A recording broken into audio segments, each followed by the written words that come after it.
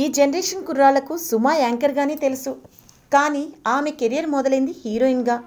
దిగ్గజ దర్శకుడు దాసరి నారాయణరావు సినిమాతో ఆమె వెండితెరకు పరిచయమయ్యారు. కళ్యాణ ప్రాప్తిరస్తు మూవీలో సుమ హీరోయిన్గా నటించారు. మరి ఈ మూవీలో హీరో ఎవరో తెలుసా? నేటి star writer and director Vakkantham Vamsi.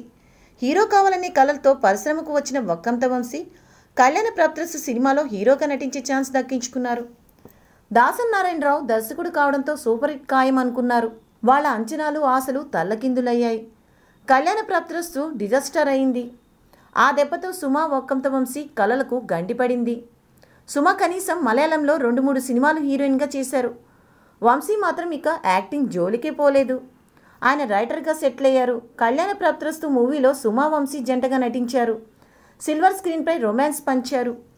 ఆ సినిమా ఫెయిల్యూర్ తర్వాత తమ బలం ఏంటో తెలుసుకున్న వీరిద్దరూ ఒకరు యాంకర్గా మరొకరు రైటర్గా సెటిల్ అయ్యారు. సుమ తిరుగులేని యాంకర్గా, మగుటం లేని మహారాణిగా బుల్లితెరని ఏలుతున్నారు. 2 దశాబ్దాలుగా ఆమెకు పోటీ ఇచ్చే మరో యాంకర్ రాలేదు. ఒక స్టార్ హీరో రేంజ్ సంపాదన సుమ సొంతం. అప్పుడప్పుడు క్యామియో రోల్స్తో నటించాలని తన కోరిక తీర్చుకుంటారు. చాలా కాలం తర్వాత జయమ్మ పంచాయతీ మూవీలో లీడ్ రోల్ చేశారు. కమర్షియల్గా ఆడుకున్న జయమ్మ పంచాయతీ మంచి చిత్రమని పేరొచ్చింది. ముఖ్యంగా జయమ్మ పాత్రలో సుమ ఆకట్టుకున్నారు. ఇక వక్కంత వంశీ కిక్, రేసుగుర్రం, టెంపర్ వంటి హిట్ చిత్రాలకు కథలు అందించారు. నా పేరు సూర్య, నా ఇల్లు ఇండియా మూవీతో దర్శకుడిగా అదృష్టం పరీక్షించుకున్నారు. అల్లు అర్జున్ హీరోగా తెరకెక్కిన ఆ సినిమా ఆడితే వంశీ గ్రాప్ పెరిగేది. బాక్సాఫీస్ వద్ద ఫెయిల్ కావడంతో దర్శకుడిగా గ్యాప్ వచ్చింది. తాజాగా హీరో నితిన్తో ఒక మూవీ ప్రకటించాడు.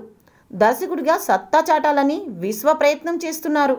అల్లు అర్జున్ ఇవ్వలేని హిట్ నితిన్ ఇస్తాడని ఆశపడుతున్నారు.